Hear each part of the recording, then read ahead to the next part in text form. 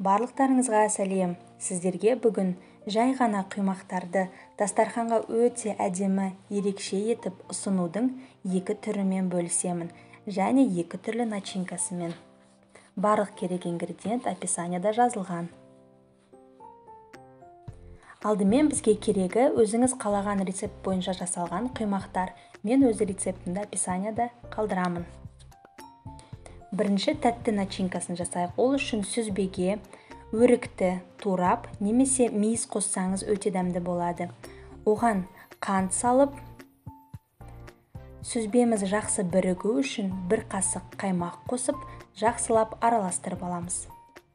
Біздің тәтті начинкамыз дайын. Енді екіншісін жасау үшін пияз бен тәтті бұрышты ұсақтап турап,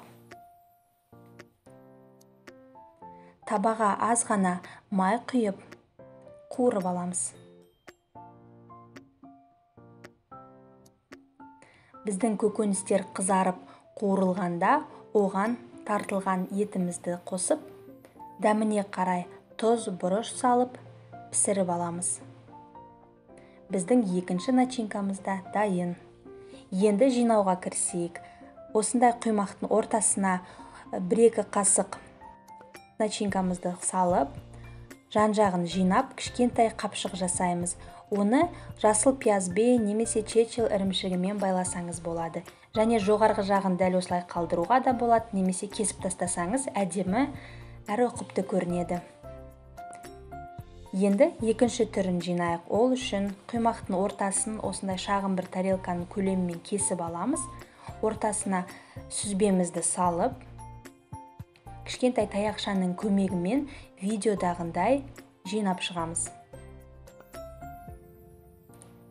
Кесіліп алынып тастаған құймақтың шеттерін не істеймін деп ойласаңыз, мен сізге жоғарғы жаққа ерекше бір салаттың рецептін қалдырамын. Қарап жасап көріңіз. Және оны бір жидекпен, кез келген немесе жемістермен сәндесеңіз болады. Барлығын осылай видеодағыдай етіп жинап шығамыз.